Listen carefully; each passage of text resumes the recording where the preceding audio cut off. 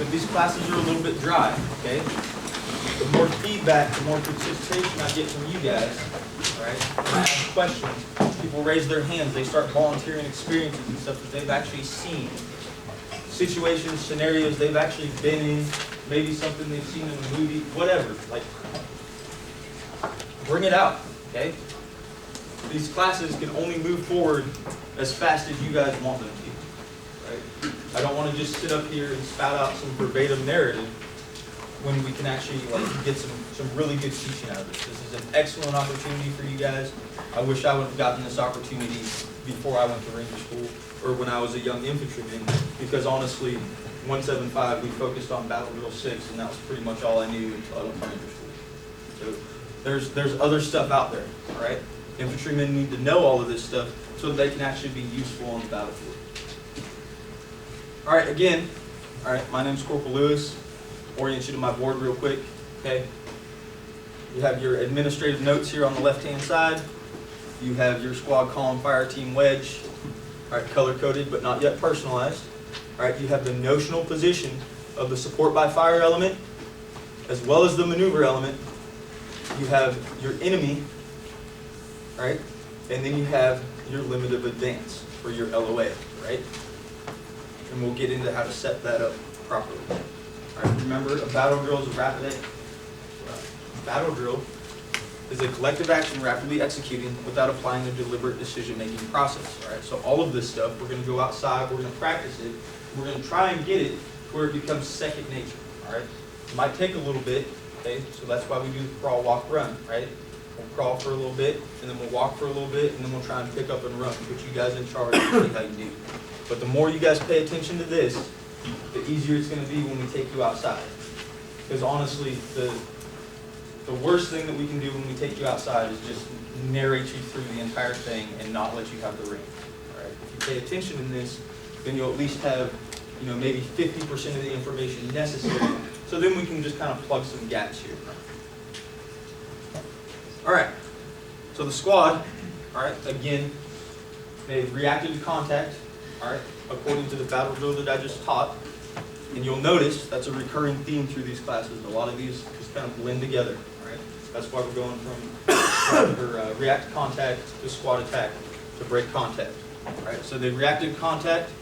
The squad leaders assess the situation that's outlined in the reactive contact drill. And then he goes ahead and makes a decision. All right? In this situation, the squad leaders determine that they're going to conduct squad attack. All right? So the squad leader tells the team in contact, all right, that would be the alpha team in this case, okay, because they're the lead element and they're the ones most likely to make contact. All right, I think we went over that in Boom, right? Tells that team in contact that his fire team is the base fire element. All right, what side the assault team is going to flank from, okay? So you have your assault team flanking in this situation from the right-hand side of the entire formation. All right. He then goes and confirms the lift and shift fire signal. All right. You guys know what lift and shift fire signals are? You guys know the difference between lift and shift fire? All right. What is shift fire? Okay. And what is lifting fire? Okay, let's fix that misconception right now. All right? You do not put the weapon aimed above their heads and fire rounds over their heads. All right? Myself, as well as some of the other instructors, and probably some of you guys in this room, have worked with some pretty good units overseas. Is there anybody out there that you really want shooting fucking rounds over your head? Especially if there's a machine gun involved? No. Anybody? I don't want that, right? All right, bullets have a way of finding soft flesh, right? Okay, so lift fire and shift fire, right? Shifting fire is where you actually have your primary direction of fire, your alternate direction of fire, and then you have your left and your rights on your tripod, right? Or with respect to your individual lane, okay? You shift fire off of that primary direction, all right, to a safe degree, okay, so that you can actually continue firing, all right, and it gives that enemy that idea that you're still firing at them, but you're actually firing away from them so that that assault element can then maneuver across. Lifting fire. That is where you actually, after you've shifted fire, you cease firing altogether, right? But you watch your lane, right, and you prepare to rapidly re-engage if an enemy should pop up in your lane, or if they bring reinforcements onto the objective, and your maneuver element is then forced to break contact, right? So lifting fire is nothing more than ceasing fire and watching your lane, right? Just like at the range, right? Watch your lane, right? You're looking for targets that are popping up, except they're not just going to like pop up and sit back down. You got like one laugh out of that. I know. All right. All right, so once he's confirmed the signals for the lift and shift fire with that basic fire element, that squad leader then needs to determine whether that machine gun is coming up, all right, and then if it is, okay, that it's under his control and when to use it or not. So what would we call that?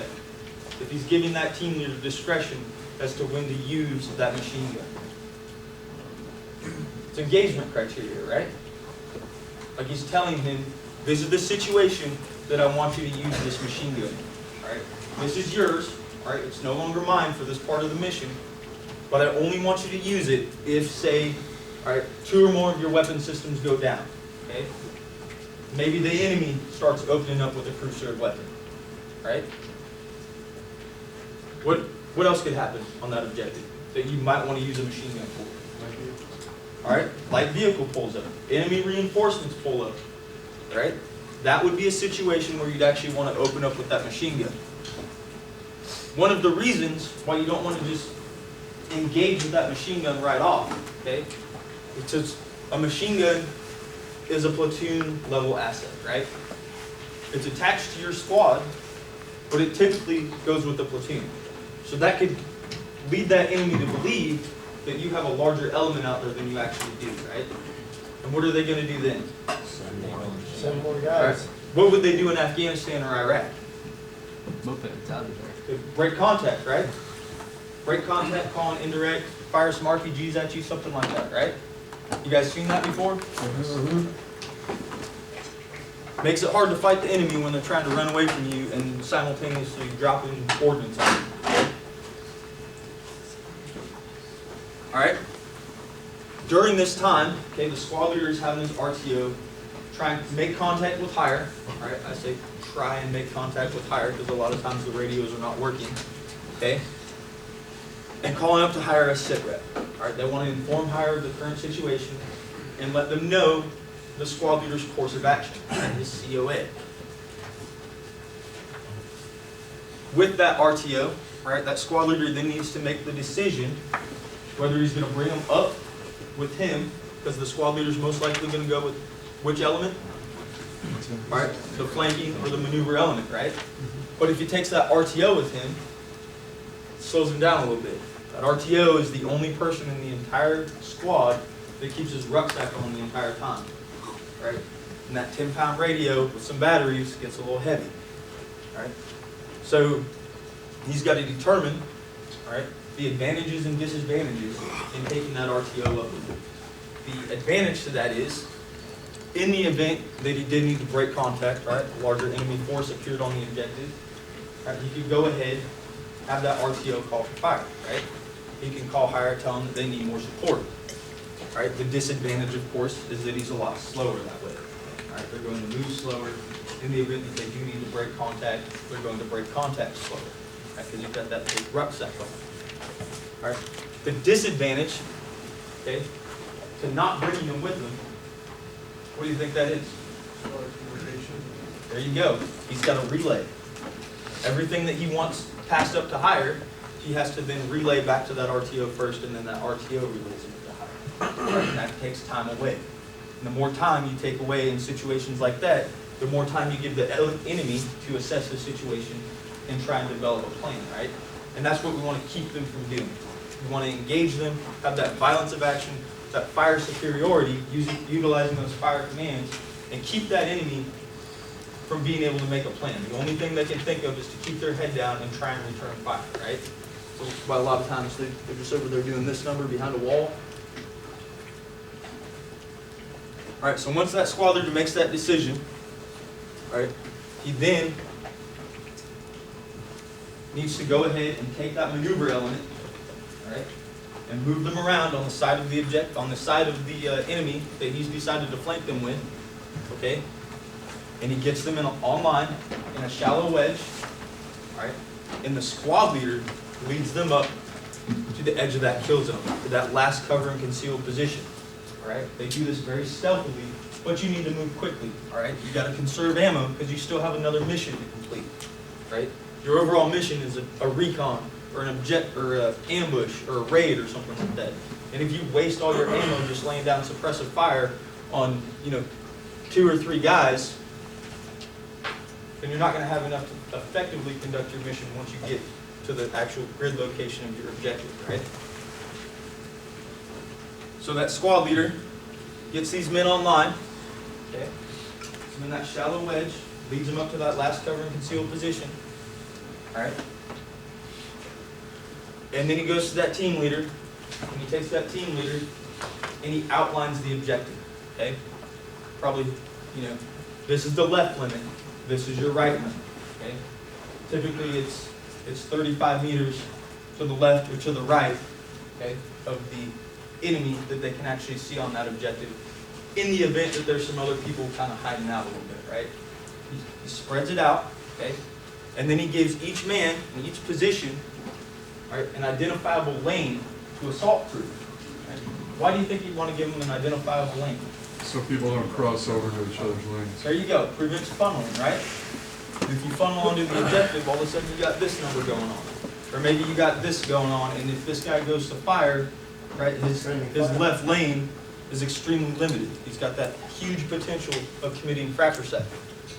Right? So the squad leader, once he's done this, right, gives him an identifiable lane, right, with a terrain feature of some kind. So a large tree, a rock, edge of a building, bumper of a car, something like that to assault down. Once he's done all this, okay, then the squad leader goes ahead and moves back and positions himself behind the squad, right, or behind that team. At that point, that team leader is like a pit bull, right? That squad leader's got him on a leash, and he's telling him when to go. He's going to take that leash off of him and have him assault, right? That's the funnest thing as a team leader is when that squad leader lets go of that leash. You get to kind of just fucking go overwhelm the enemy, right? Battlefield handover happens at that point. Okay? That team leader has his squad, right, begin to fire on the enemy's position. Or if they'd already been contacted by the enemy, he has them increase their rates of fire to the point where now their rates of fire are matching that support by fire position. And that support by fire position is actually lowering their range of, or their rate of fire, right? That battlefield handover is crucial. Okay? Not only does that let that element know, right, that they're about to assault through, okay, in the event that the lift and shift fire signals don't happen when they're supposed to, but it also takes that enemy by surprise, right? So you got that surprise and that violence of action. Now that enemy's like, shit, I got people coming from everywhere. What am I supposed to do? And they usually just lay down and die, right? Hopefully. All right, so the squad leader sends up that shift fire signal so that that element can begin maneuvering through the kill zone, right? Whatever that signal is, okay, either flares, maybe pop smoke, all right? Primary would probably be calling it up over the radio, right? But with all the noise from the battlefield, you might not be able to hear that. Radios might be down, right?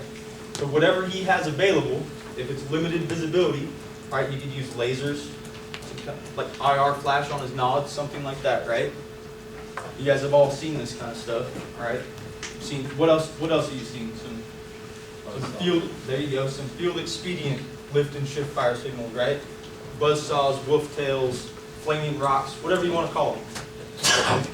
Make something up. Establish some kind of SOP within your guys' squad when you get out of this course, all right? So that you know that that's what you guys are going to do in the event that your primary communications go down. Because that lift and shift fire signal is extremely important. Right? Got to prevent that fratricide. So he calls up the shift fire signal. The base of fire element shifts fire, and then they confirm that they've shifted fire. Now, does that team leader just take his men's word for it that he shifted fire? No. He gets down and checks, right? He verbally and visually checks that that man's lane has actually shifted, right? Privates can do some really dumb shit, okay? So that team leader has to confirm, all right? Never expect what you don't expect. Right? I'm full of little weird adages like that. That's one of my favorite ones, all right? It got me through Ranger School. Once they've shifted fire and that elements begin moving forward to that last cover and concealed position, all right, or to the point on the objective where they're no longer concealed and the enemy is actually engaging them, all right, that squad leader calls up the lift fire signal, right? Again, that team leader confirms with his men that they've lifted fire, right? Calls up to the squad leader, hey, lift fire confirmed. And that squad leader has that team leader assault through the objective.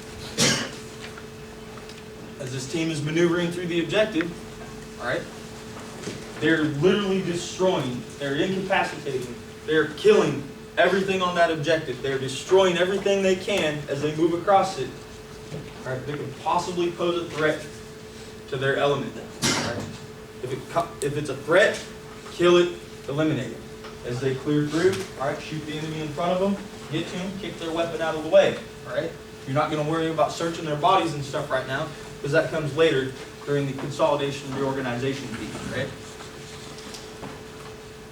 When they get to the other side of the objective, all right, so 35 meters past the last man on that objective or on that kill zone, they establish an LOA. What's that? Right. Why is it 35 meters? Who's named the neighbor? All right. They get up to that LOA, and they call up LOA, right? Letting the other element know that they've moved all the way across the objective. Now, the support by fire element should be able to visually see this. In the event that they can't, they call it up over the radio. Again, this element, all right, the entire element, machine gun included, goes ahead, picks up, moves across the objective. All right. You think they just kind of pick up and walk across the objective? Like, if it's already been cleared, I'm good to go, right? Can't do that. Like this guy right here is saying, all right, this cool young PFC right here, you got to keep that weapon up at the low ready, all right, the entire time, prepared to engage any threat that's in front of you. All right. Reason being is because there could be somebody that's still alive. There could be somebody playing dead. All right, that actually happened to my unit in Afghanistan in 2010. We lost 2 guys because of it. All right. We were clearing through. We were ordered by the battle space commander that we couldn't actually re-engage those enemy that were dead on the ground after we dropped however many 1,000 pounds of ordnance on them. All right. Because we didn't do that, they actually shot a couple guys in the back, and then we had to get them out of there, and they ended up dying. So you always want to make sure that you have that situational awareness, that weapon at the low ready, and you're prepared to engage any threat in front of you. All right? Once they get through the objective, they set up their portion of the LOA. Once they set up their portion of the LOA, all right, that squad leader, they needs to go ahead and get that squad to consolidate and reorganize. All right? Those team leaders instantly, because they know this, because it's a battle drill, right? It's second nature to them. They go ahead and they reestablish that 360-degree security. Okay? You have that squad leader, that RTO set up there in the middle. All right? You take your 249s, you push them out on the flanks right here. All right? And you have them turn out and face back at a 45-degree angle. All right? If they're faced back at a 45-degree angle, they now have intersecting sectors of fire. Right? You take that machine gun team, you can either push them to the apex, right, or you can put them in the most likely direction of enemy contact or any high-speed avenues approach you got covered down on. So once you've established that 360-degree security, those team leaders instantly need to get those ACE reports ready. All right, so what do ACE reports stand for? Ammo. Right? Those team leaders go to their men and they physically check them. Right? Somebody could be shot and just be in shock. not realize they've been shot. So that team leader needs to go and pat down, all right? Make sure that that person's good to go, all right? Make sure that they're up on ammo, there's no casualties, and they have all of their mission essential equipment. Once that ACE report is consolidated, all right, goes to the squad leader, goes to the RTO, all right, and the Bravo team leader has a copy of it so that he can prepare an emergency resupply request. After that, if you took any casualties while coming across the objective or during that initial engagement, you need to reestablish that chain of command, all right? See that COC up there, right? That's based off of what's put out in the order, okay? That squad leader will fill in key leadership positions with the individuals next in the chain of command. Then you need to reman key weapon systems, all right? So if the machine gun went down, all right, the machine gun team handles that team internally, right? Because we talked about how they're an attachment. They're not even actually part of the organic squad. All right, if a 249 went down in either team, or a 203 or a 320 went down, all right, those team leaders are going to handle that internally, if at all possible. All right, if they can't handle it internally, then the squad leader is going to step in and be like, hey, you rifleman from Bravo team, you're now the saw gunner for Alpha team, right? Because that saw is more important than just the rifle, right? Then you're going to cross-load ammo if need be, all right? So that support by fire position probably fired a lot more than this maneuver element, right? They're probably a little lower on ammo, so you want to make sure that you equally distribute that. Again, team leaders handle that within their teams. The squad leaders handle the cross-leveling within the squad if need be. All right. Once he's got all that, the squad leader has that RTO prepare a sit rep. All right. He goes ahead and calls up that sit rep, and he can also, okay, call up that Bravo team leader's emergency resupply request if it's necessary. All right. So if somebody lost their mission essential equipment, or if you're just that low on ammo, or even water. All right. Water is extremely important. Right. Somebody got their canteen shots. Now they have no water. That is the end of the consolidation and reorganization piece. All right. Now you need to actually take care of what's on this objective. All right. So the squad leader, based on that ACE report, all right, how large the objective is and how much time he has remaining on the objective. All right. So who keeps track of time on the objective? RTO. All right. So the RTO, as soon as you make that initial contact, starts a stopwatch. Right. Keeps time on the objective. He also takes notes of what's happening on the objectives, so that he can call it up for that sit rep. All right. Where do you get the time for how long you have on the objective? From higher. All right. So it's put out in what? Upward. All right. And then what do you do with that time? Cut it in half, right? Because if you have 20 minutes before enemy reinforcements arrive on that objective, do you want to be getting off of that objective at exactly 20 minutes? Nope. Right? Right when they get there, as you're preparing to move, right? When you pick up the move, you're the most vulnerable. No. So if you have 20 minutes, you now have 10 minutes.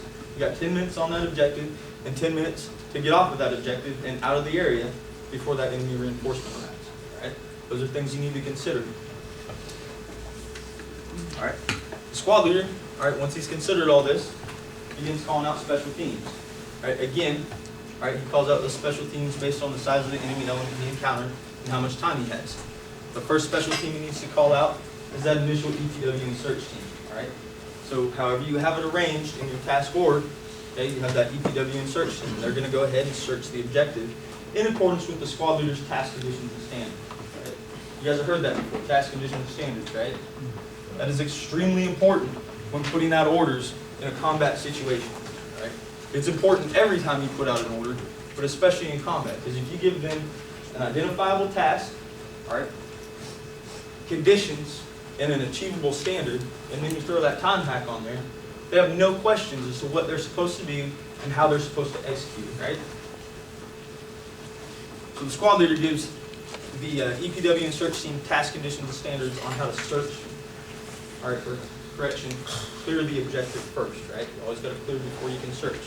All right, and he tells them he wants them to move 2 men abreast, all right, moving in a zigzag pattern across the objective, starting on the far side of the objective. All right, so in this case it will be the right side. I want you to go out 35 meters past the last body that you see, and I want you to clear back in a zigzag pattern.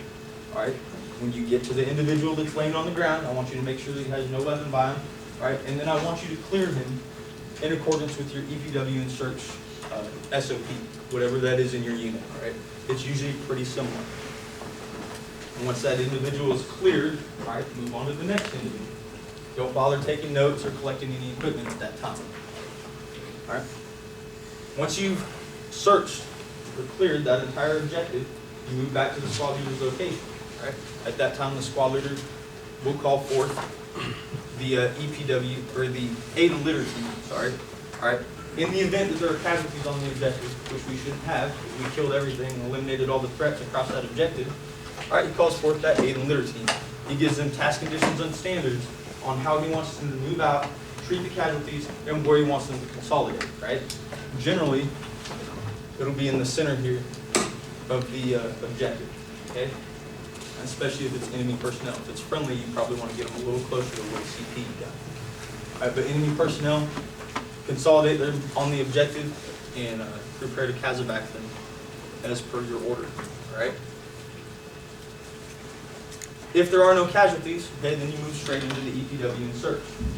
All right, again, that task, that squad leader calls for the EPW and search team, gives them good, clear task condition standards and a time hack on how he wants them to search that objective. All right, he would tell them, hey, I want 2 teams, all right, so 2 EPW and search teams, because we don't have a lot of time on the objective, we need to hurry up and move. All right, this team is black, this team is gold. All right, black side, all right, you are the left side of the objective. Gold, you're the right side of the objective, okay? I want you to go ahead, zigzag pattern, all right? You're generally going to use the EPW and clear team for this since they've already seen the bodies on the objective. They already know what it looks like, right? They can search a little faster, all right? Move to the men, search them for any kind of PIR, all right? Any kind of intelligence information requirements that they can gather, all right? Including weapons, radios, special equipment they have. All right, any kind of notes they have on them, consolidate it all. And as they find it, they're calling it out. All right, the reason he designates them as black or gold is so that the RTO avoids confusion. All right, he's taking down those notes, trying to keep that time. If like one side of the objective is like, hey, AK, and another one's like, hey, I found 2 AKs and a radio, like he loses track of how much stuff he's found. All right, so as they move across the objective, that RTO takes good notes on what's found, and he keeps that time hack, how much time they have left on the objective, and calls it out in 1-minute increments. That EPW and search team, as they find things on the objective, all right, if it's weapons, okay, they can consolidate it in a spot to blow it with demo, all right? Or if it's any kind of large items that they can't actually carry with them, they can attempt to disable it.